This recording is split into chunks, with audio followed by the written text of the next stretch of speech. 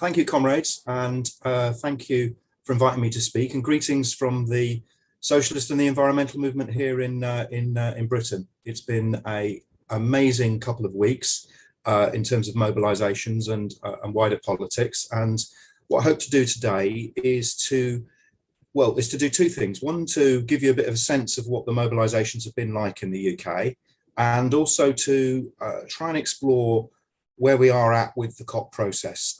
Perhaps a slight correction to your meeting. COP hasn't actually finished. It's not due to finish till tomorrow. But I think we can safely say that there will be very little in terms of concrete. In fact, there will probably be no concrete proposals to deliver any form of climate justice or any form of action on environmental crisis. Before the summit took place, it was very clear at the G20 and in various press conferences that the world's leaders had very little belief that there would be an agreement at COP. In fact, they were talking about having no agreement at all. The first week was marred by rows, particularly between the United States and China about their commitments to environmental action. And the second week has been particularly dominated by a series of statements and lukewarm proposals and press conference that is, I think, have been designed to show that actually something is happening when in reality very little concrete is going on behind the scenes. So that's that's by way of an intro, and of course the context is the environmental crisis, a crisis that we've seen through 2021, through a pandemic year, where we've seen more fires, more wildfires, more floods, more storms, an intensification of the environmental crisis, and a growing social crisis for literally millions of people around the world. By way of one little example, and because it fits very neatly with the theme of climate justice that ran through all the environmental protests that took place in Britain, is a question of Madagascar, where it's gone very little reported in the news, but a drought driven by climate change has caused a famine and a crisis for literally millions of people. And estimates are that up to 1 million people are having to leave their homes because they're short of food. It's an enormous crisis. It barely makes the front pages of the newspapers, but it will become the reality for literally millions of people if there isn't serious action on climate change going forward. Indeed, it already is a reality for many. And I know comrades in Australia will be painfully aware that you're about to enter the wildfire season at the end of this year. And there's no doubt that this is going to be an ongoing crisis around the world.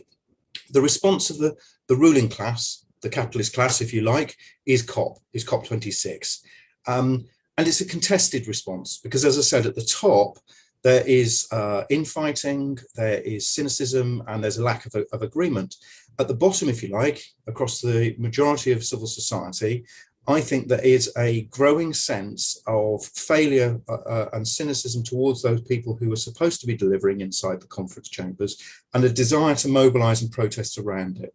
That, I think, was reflected by the protests on the 6th of November, on last Saturday, the Global Day of Action. Here in the UK, there were demonstrations in pretty much every town and city, some of them on unprecedented scale. You may have seen the reports that up to 100,000 people marched in Glasgow. Now, that was interesting because the day before, there had been 50,000 people mobilising, and they're mobilising in a particularly interesting way because they joined a call by Greta Thunberg and by trade unions in the city to march for climate justice and in support of a strike that's taking place of actually only several hundred workers, a very small strike in one sense, but very significant in terms of the fact it brought together workers and environmental activists on a 50,000 strong march through the centre of Glasgow, then followed the day after by 100,000. If it had just been that would have been impressive mobilisation. But there were 20,000 in London, there were 7,000 in Bristol, there were 3,000 in Liverpool, there were 2,000 in Oxford, there were 1,500 marching in the city where I'm organising here in Manchester.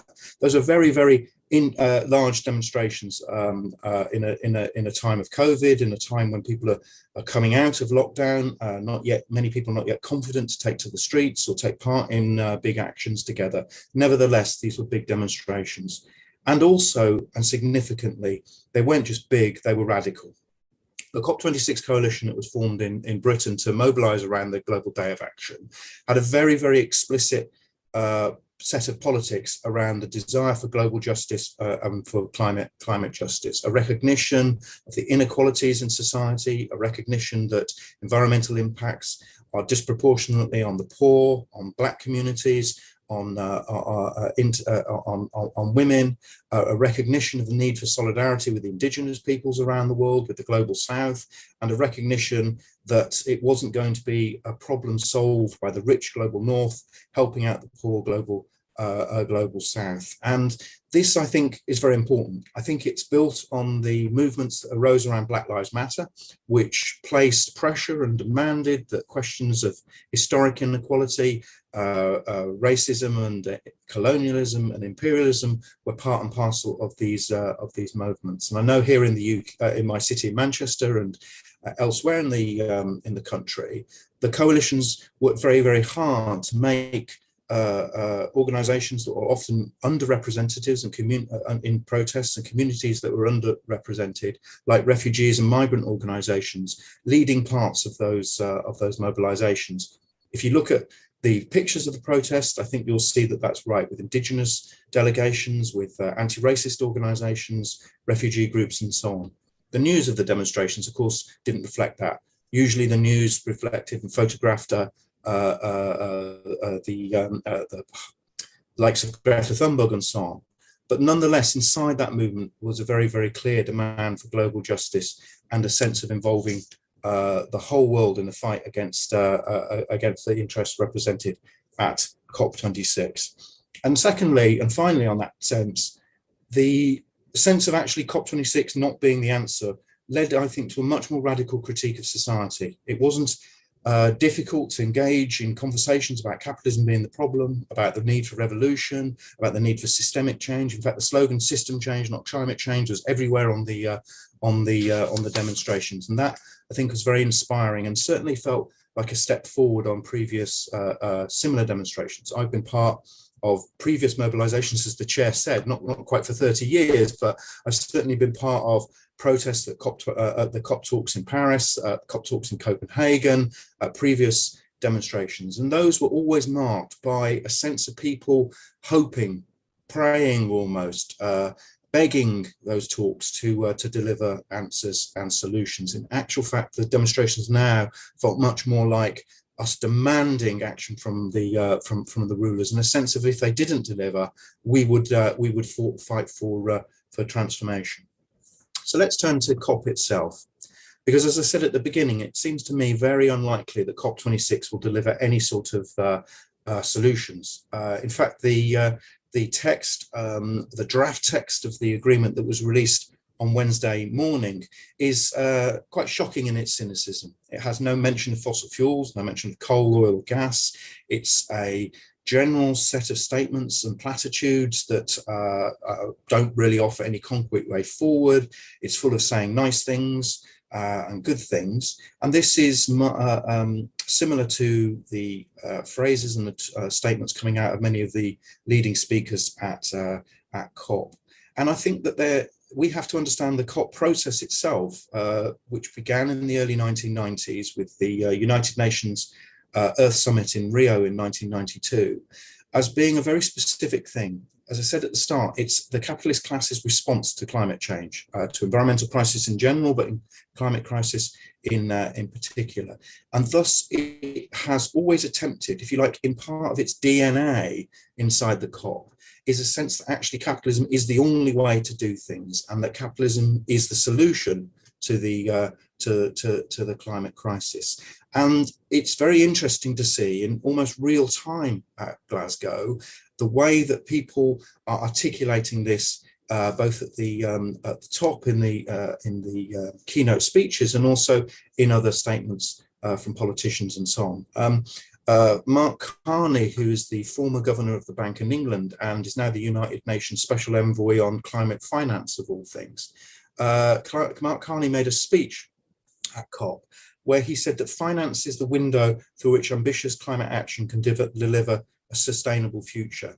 Now, among other things, Mark Carney is also a representative of a new organization called GFANZ, the the Glasgow Finance Alliance for Net Zero, which includes organisations like the Bank of England, the London Stock Exchange, big banks, big financial institutions, and so on. And they have an explicit agenda of driving through the argument that that capitalism itself is the solution to climate change.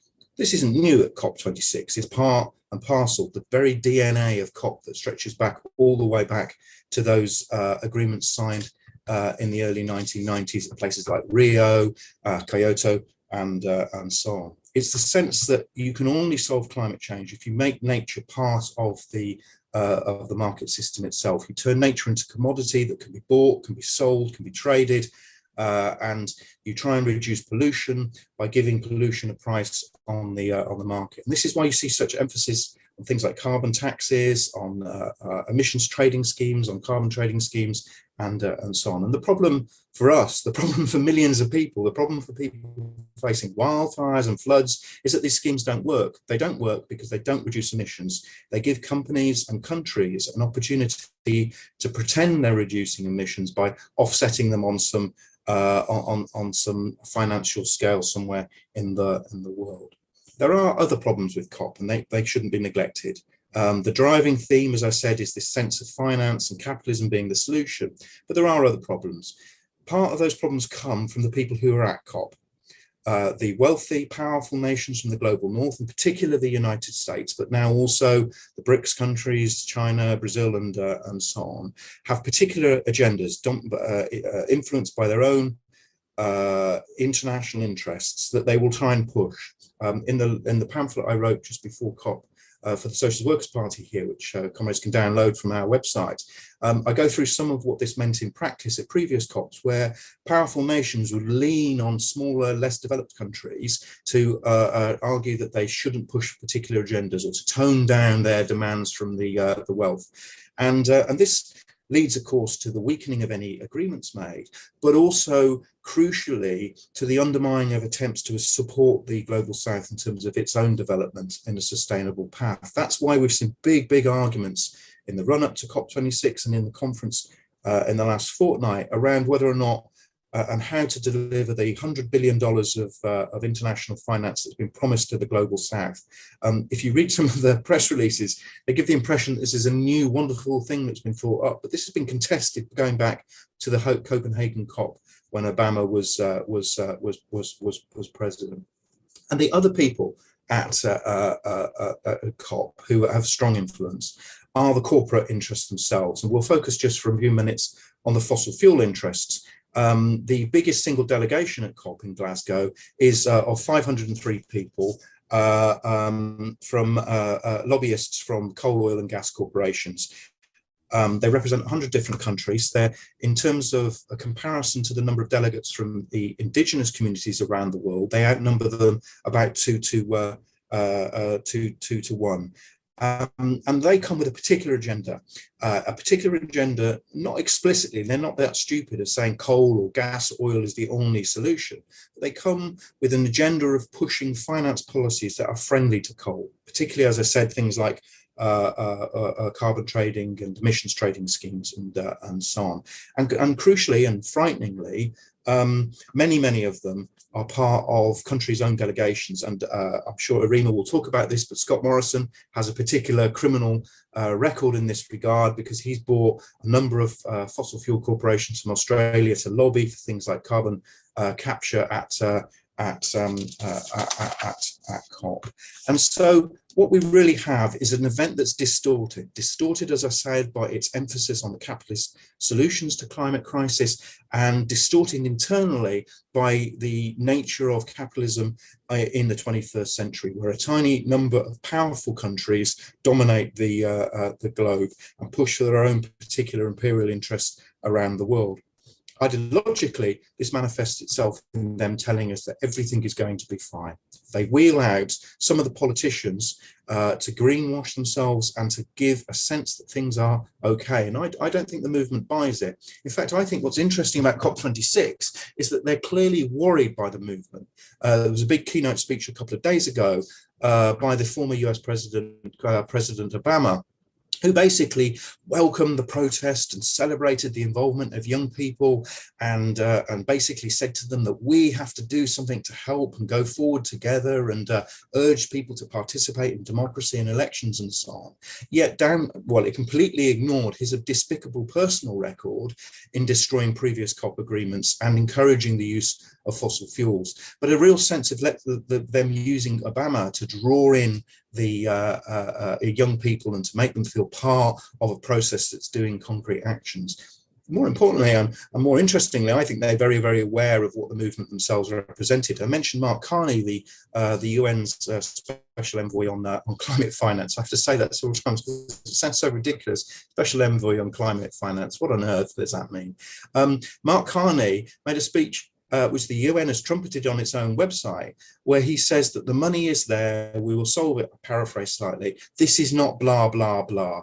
They're consciously defending themselves against the word of Greta Thunberg, the young woman who has led the protest. Yet they feel so on the defensive that they have to take on her argument, which says to me that in a sense we are winning. We're not winning in their terms because we aren't forcing COP to deliver, but we are winning in the sense that we're delivering a radical movement on the streets that can start to challenge these policies. Now, I think in the last sort of 5 minutes or so of my talk, I think it is worth us exploring how COP isn't an aberration. It's a manifestation of the real interests of the capitalist system placed into a conference centre. I'm sure comrades who've engaged with socialist debates around the environment will be aware of the argument that comes from Marx's work and has been developed by other Marxists, that capitalism, a system driven by the profit motive, by the sense of needing to accumulate wealth for the sake of accumulation, can never itself be greened. Built into the nature of capitalism is the systematic degradation of the environment, of natural resources, and of people in the interests of making profit, and that cannot be fixed. You cannot square the circle, so to speak, and transform capitalism's very nature through a series of agreements in the conference chambers. And I think that's why they're scared, because they know that after 26 years there has been no action from climate change, and they know that the environmental movement is now spilling over into a much wider social movement that is demanding all sorts of injustices be fixed, the question of colonialism and imperialism and refugees and racism and indigenous rights that we've talked about, but also questions of jobs and work and how we live our lives and the inequalities in society more generally. And these are coming together, and that threatens actually quite a large ecological crisis for those at the top of the society. It's made worse, of course, by people like Boris Johnson, the ridiculous Prime Minister of Great Britain, who can fly to and from COP in his private jet and seemingly dismiss stuff. More serious politicians at COP are quite worried, I think, about what's going on and their inability to find a solution, which is why they've gone to great lengths overnight to do a press conference with China and America to talk and promise that they're doing something, even though they haven't got anything concrete to point to and to say this is what we're doing. So, which brings me to the final point about how revolutionaries and socialists must be part and parcel and organising this, because, as I said, I think it's a growing radical movement, a movement that is taking up all sorts of wider political issues. And I think that's fertile ground for those of us who argue that capitalism cannot solve the crisis, that we need system change, we need revolutionary change, we need socialist change to deliver a sustainable world, because we need to change the mode of production, we need to change the way the economy is organised, and rationally organise our relationship with the natural world in the interests of the wider planet and the people who live in it. And I think the first thing, and it's very clear that comrades and yourselves have been part of these movements, and that's important, raising radical ideas, pushing for the involvement of the widest possible numbers and groups of individuals and so on. I also think that the other thing we're doing is to try and show how these issues become important to the wider working class through questions of just transition. And here the question of climate jobs, which we've just relaunched a new edition of our pamphlet around, to show that a sustainable world is one where workers can have decent, unionised, well-paid, sustainable sustainable jobs, at the same time as leading an argument that says the working class are the agent for change. It's the workers who create profit in society. It's the workers who are central to the capitalist economy. They're the ones who can bring it to a halt.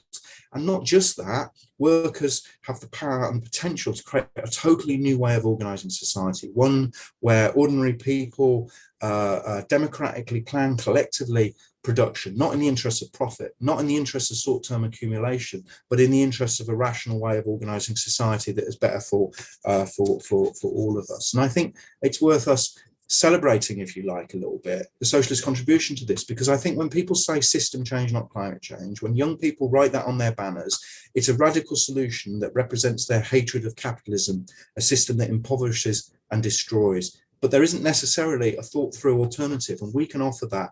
We can offer, based on the historic struggles of revolutionaries from the Paris Commune and the Russian Revolution through to Sudanese workers today, a sense of workers creating and having the power to change society and creating a new society from bottom up. And that's something I think that revolutionary socialists have a lot to offer. And if I'd finish on one single point, if we are to succeed in the short time that we have left, the bigger, stronger revolutionary socialist organization is on the ground, in workplaces, in trade union branches, in colleges and on council estates and so on, then the more successful we're likely to be. And so I hope comrades here who aren't members of it will get involved and be part of building that future, that radical future. Thank you very much, and greetings again from Britain.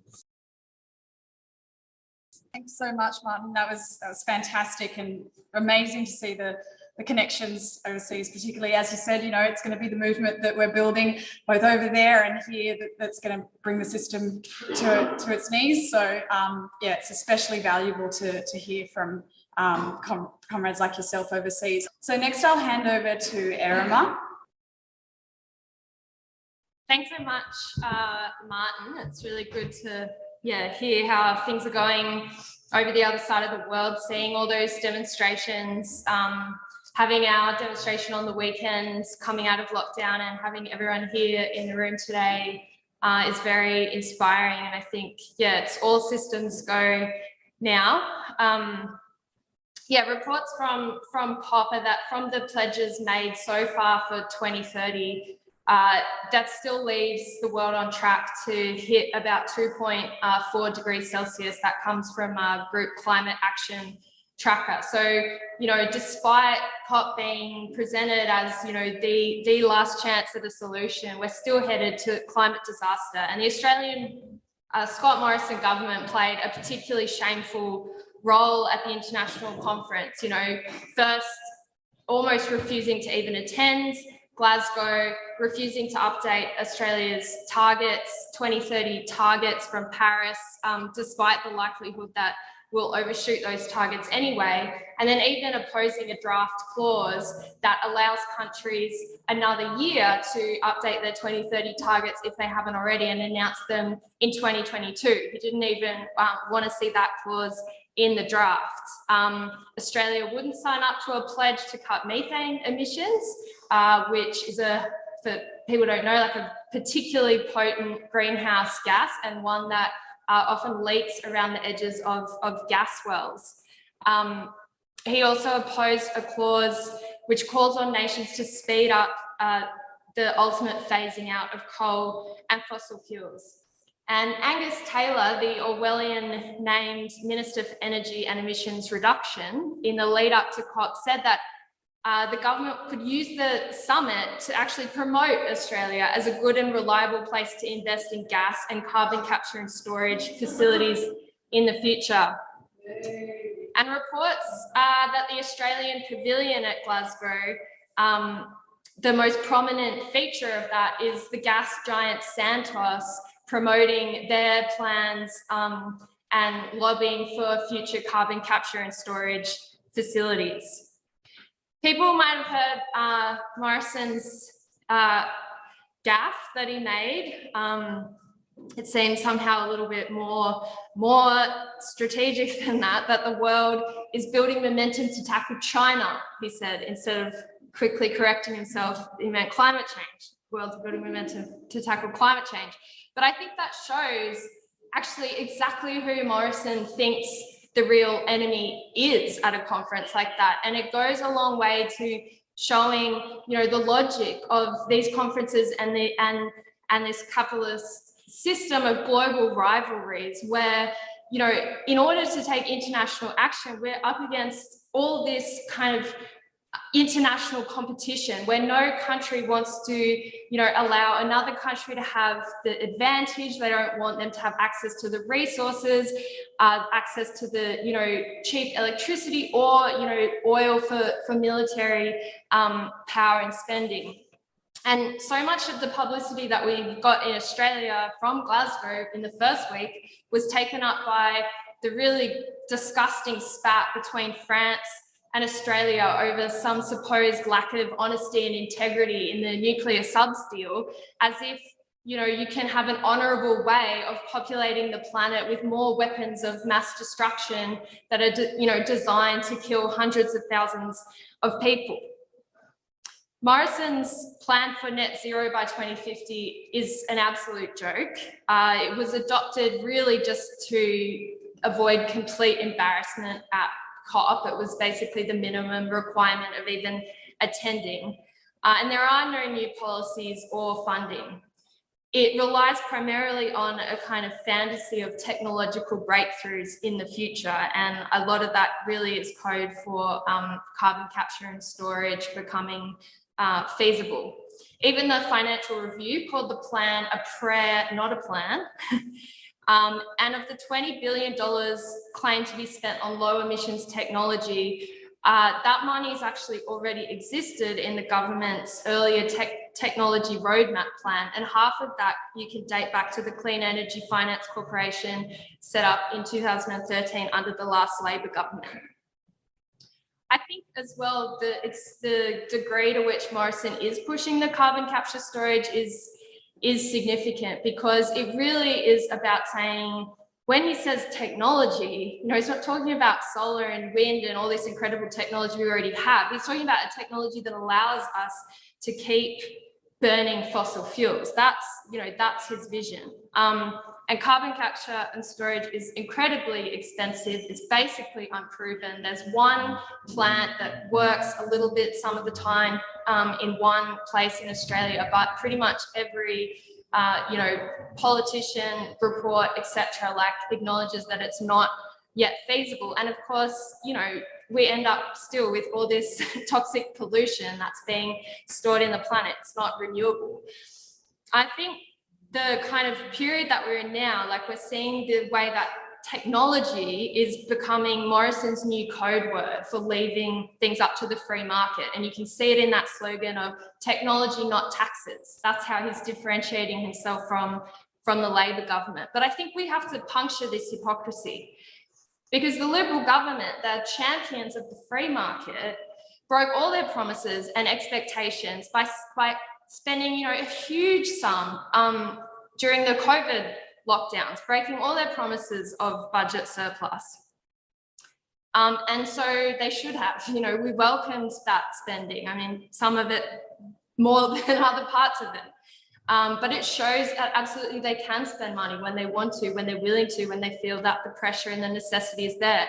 They're spending over $100 billion on nuclear submarines, which threaten war with China. And they're spending $600 million of public money to actually build, like publicly build and own a gas-fired power station at Kurri Kurri. So when they want to spend the money, they can. And yet, as I said, the incredible technologies that do exist are not getting a look in. As you know, a member of the MUA, I've been following and participating in the offshore wind campaign. There's huge potential in Australia for a massive offshore wind industry, and offshore wind is quite unique in that, you know, you can build it so much bigger than onshore.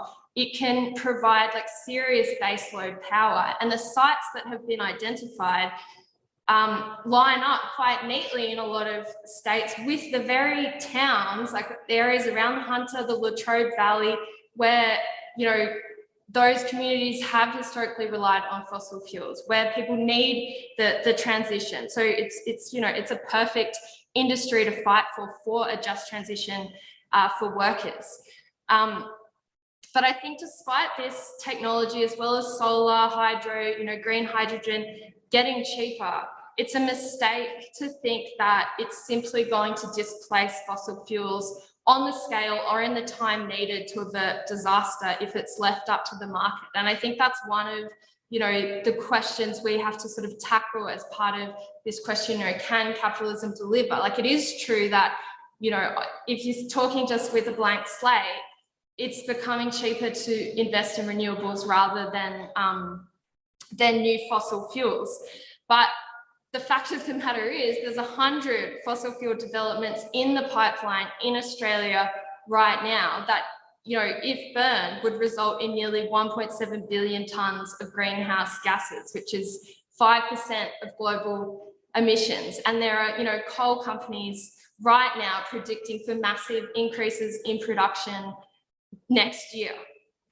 And I think that's why the net zero target is, a farce and a danger, because it is, whilst it's true that a small amount of leftover CO2, perhaps in industries where, there really is no feasible alternative, like right at the moment, can be absorbed in carbon sinks like forests, you simply cannot offset your way to zero when you're talking about carbon that's been stored in the ground for millions of years with tree plantations. And I thought Martin actually addressed this really well in his pamphlet, where he talks about, the way that plantations, burn down, they die, they don't replace the kind of deep kind of ecosystems of forests and so on. You can't offset that. We actually have to keep the carbon in the ground and stop burning it.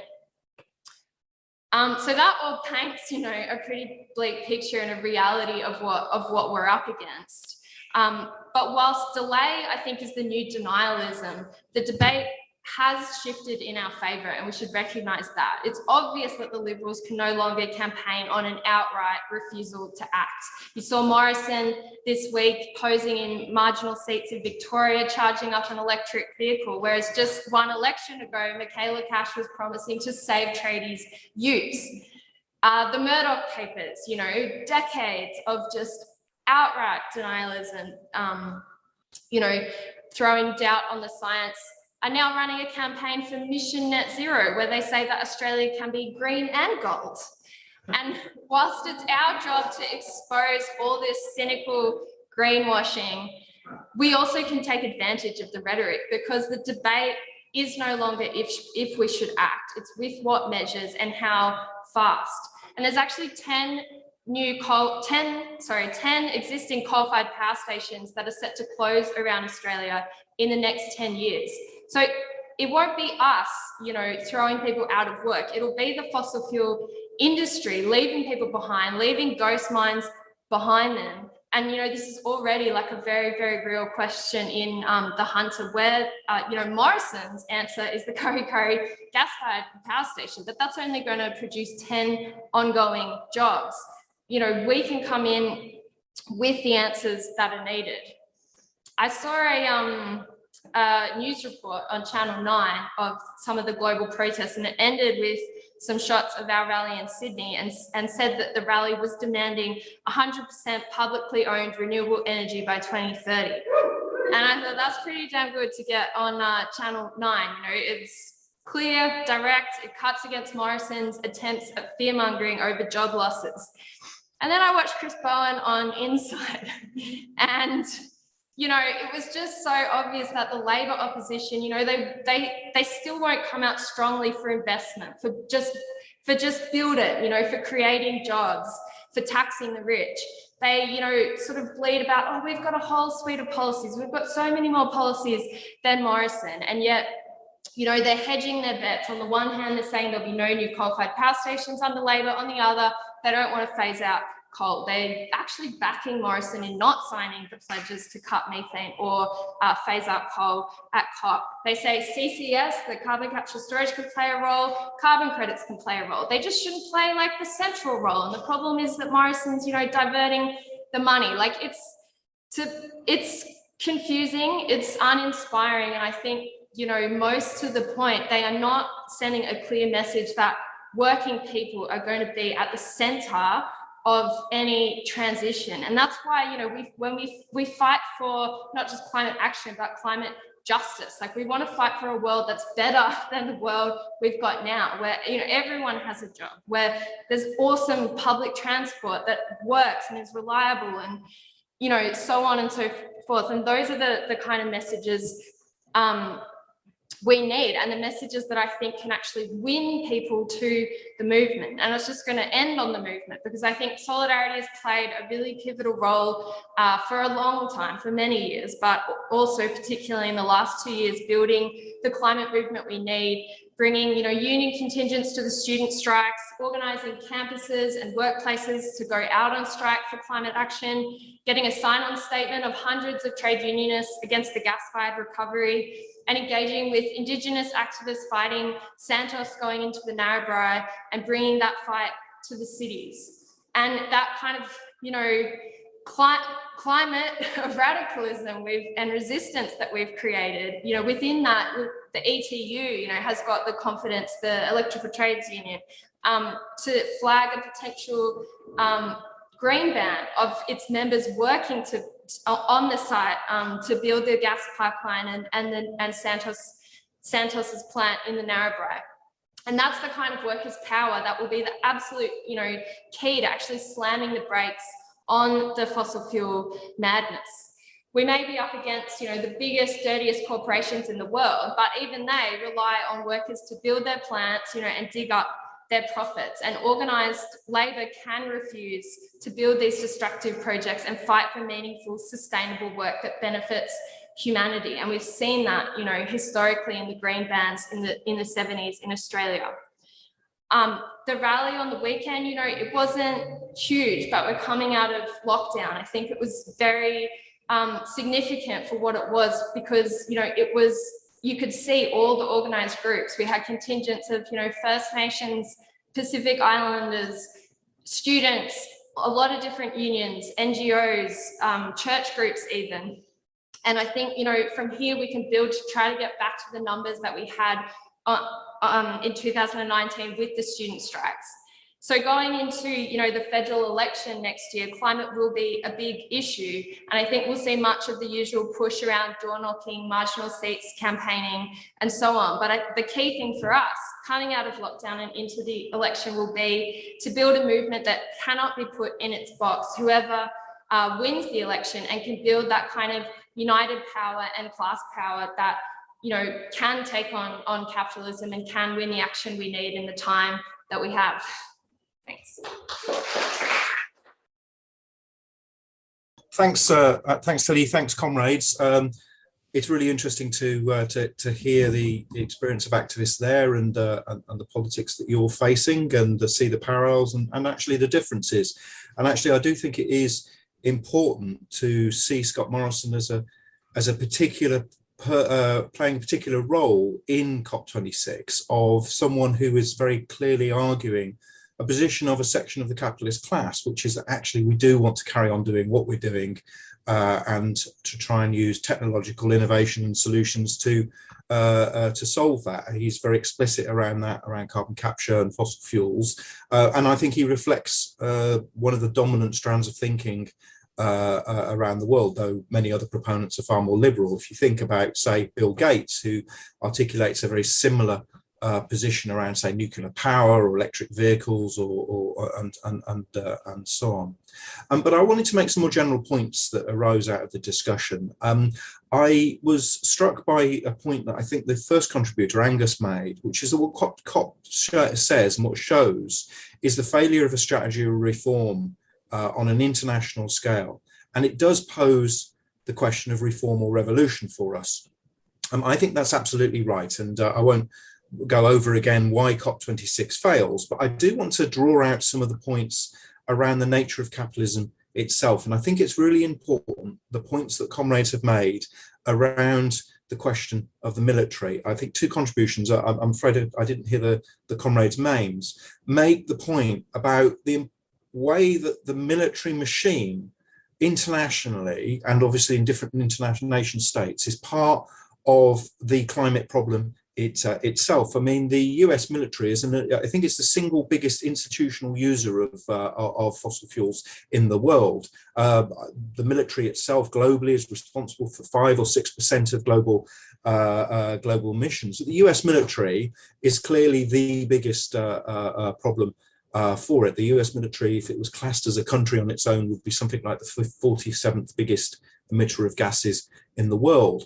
And as the comrades say, those figures are completely excluded from any international agreements they were excluded from the Paris Agreement. They're not part of the discussions on the table at COP26. And I think it's interesting to ask why, because it isn't simply that they want to cover up what they're doing, or they want to hide how inefficient their aeroplanes are, or any of that stuff. It's because actually the military is a central part of the capitalist system itself. And it's a central part in the context of climate change. They know that there will be wars that arise in the future over questions of access to natural resources, questions of access to water, the question of people fleeing their countries. And they want to be able to use the military to protect and push their national interests wherever they are. And it's clear that Scott Morrison, as Comrade said, in terms of the debates and arguments with China, wants to bulk that up and build that up. And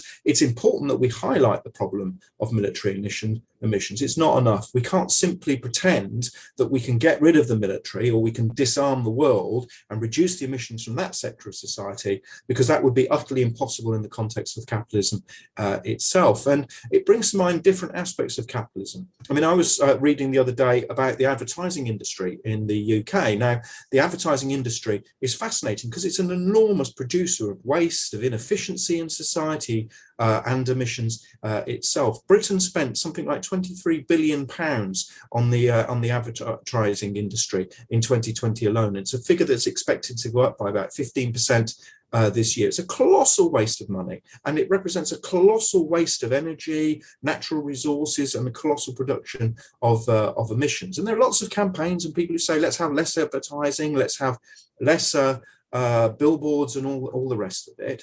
What they miss, of course, is, like the military, the advertising industry is absolutely central to what capitalism does. It's about pushing and driving a model of production and consumption, which is based ultimately on the constant innovation and production of new commodities that can be bought and sold for profit. Most of those commodities are utterly pointless, utterly useless. The new iPhone 13 with its screen that can't be released, designed entirely to make people who bought iPhone 12s or iPhone 11s buy the new iPhone. So the problem, I suppose, I'm trying to come to is that the nature of capitalism itself, wasteful, inefficient, pointless in whole aspects of its existence, but cannot break from that model of operating. And we know what the flip side is. Think about how in Britain £23 billion a year could be spent to improve people's lives, to improve wages, to give people jobs, to improve their healthcare, to improve their education, to improve their housing. And of course it isn't. It's shifted to sell things like iPhones and cars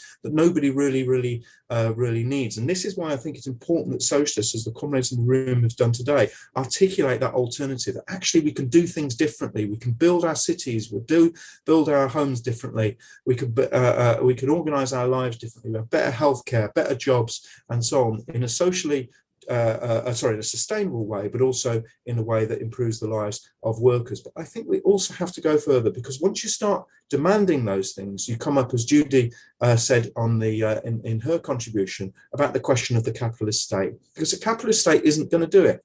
It's not a neutral body that sits there above society, arbitrating between different forces. It's there to push the agenda of the capitalist class. And the comrade who spoke about the way that the capitalist system has become a fossil fuel system is absolutely right, and they're right to push and emphasise that this is about them maximising their profits historically, and a particular model of production. I'd highly recommend Andreas Malm's book Fossil Capital for an exploration of why this happens and why it does it. The capitalist state is going to have to be challenged and broken if we want to have a sustainable world. If we want to see that money that's wasted diverted towards the interests of working people, then actually we're going to have to fight the capitalist state. And that poses a very, very sharp question for socialists, and indeed for the wider environmental movement, about what sort of movement we need. And I think socialists have to pose a question of workers' power as a counter to capitalist destruction. Is a very, very real demand in the here and now. I'll finish with an important point. I heard a comrade made a point the other day. He said, it's in the old days, the socialists used to talk about the choice between facing humanity as being between socialism and barbarism. But in climate crisis terms, barbarism is already here. Those million people in Madagascar who haven't got food and face famine and drought. That 85% of the world today faces climate change as a reality, as a lived reality, not as something that's going to happen in the future. And this is true in the poor nations, in the global south, it's also true in the rich nations. 1/3 of Americans over this summer experienced in their county a climate disaster of one form or the other. 64% of Americans faced a multi-day heat wave in the last year. The reality of climate change is here. It's barbarism for people because it will badly affect millions of people, the poorest, communities of colour, and so on. The choice facing humanity now is socialism or extinction. If we don't deal with the climate crisis, if we don't get rid of the system that is driving the destruction of the natural world and the destruction of the people who live on this planet, we will face extinction on a truly horrific scale. And that means that the demand for socialism has to be one that we're fighting for and breathing as part of our wider fights for better healthcare, better education, for climate jobs, for a sustainable economy in the here and now. We have to constantly raise the red flag of socialism and say, if we want to have a future, millions of people around the world have to be fighting for this as an alternative, because the capitalists will never deliver it. And that is the tragic lesson of COP26. Thank you very much, comrades. I'd like to follow. Thanks so much, Martin, and thanks everyone for the discussion.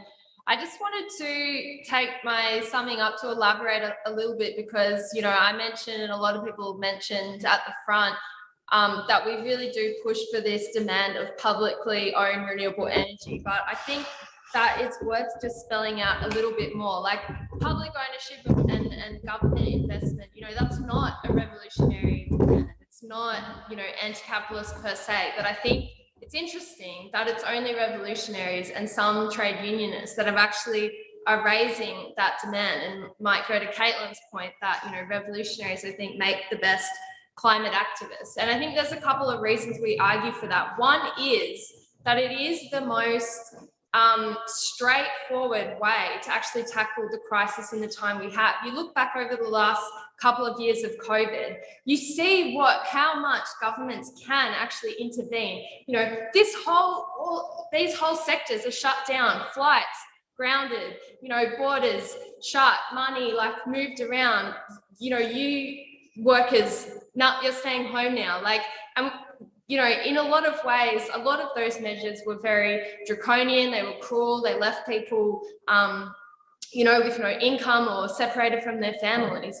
But nonetheless, you could see the way the government could intervene and just reshape the economy overnight. There is absolutely no reason that they cannot do that with climate change. We don't need some complicated, you know, mechanism of carbon trading and carbon credits and wait for the market to do this and offset it over here with some dodgy scheme in, you know, exploiting Indonesian farmers. Actually, they could announce, like, tomorrow, we are going to build, you know, an offshore wind farm off the coast of Hunter, a mass solar plant at Port Augusta. It's going to create this many jobs. We're going to retrain these people. It's going to be on this time scale. We'll redeploy you. We'll offer early retirement benefits to people that want to retire early. We'll, you know, transfer everyone else over on the same wages and the same conditions. Like, we can actually take control of the energy system in that way. And I think you know, what flows from that is we are not for saying that you know, to leave it up to the market, to leave, you know, the climate up to the market, because we don't think it'll deliver, but also not to leave workers up to the whims of the market. You know, we want to make sure that no one is left behind. We know that people have experienced decades of privatization, of cutbacks, of job losses, just again, another, you know, huge amounts of job losses just in the last couple of years. We're not for saying, you know, well, I hope you win something out of it. It doesn't help to tell, you know, a fossil fuel worker in Newcastle, oh, that's all right, there's going to be, you know, 1,000 jobs on a solar farm in Dubbo, unless, you know, you can actually match those jobs with those people. You're going to get a huge backlash.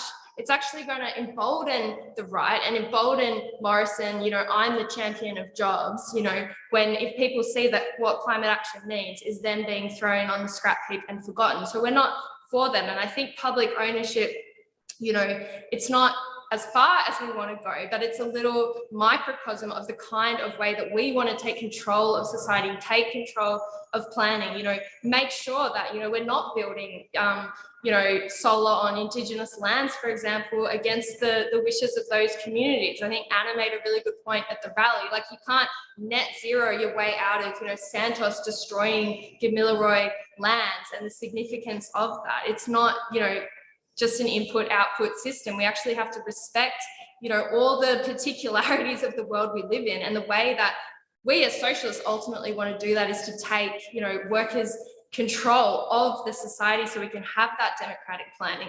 I think public ownership, you know, it doesn't go that far, but it is a step in that direction, and it's one that very sadly, you know, traditional social democratic parties like the Labor Party have given up, but we, you know, can push them and want to, you know, need to push them in that direction.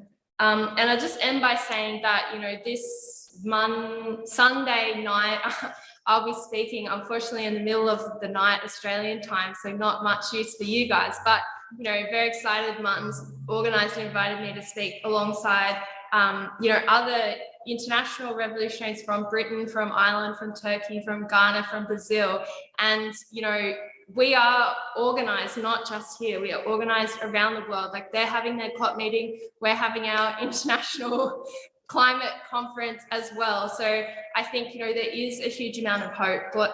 Global capitalism, you know, connects us as much as it, you know, throws all these problems upon us. It also gives us this amazing technology and these amazing connections and this, you know, power that we've actually never had under any other kind of system. That means that we can, you know, build the sort of change we need. I think you've seen in the last, you know, 10 years, movements have become far more globalized. Occupy, the climate strikes, they spread around the world instantly. And so that's, you know, that's where the hope comes from. And that's, you know, why we need you to join Solidarity, to be part of, you know, building that global revolutionary movement for system change, not climate change.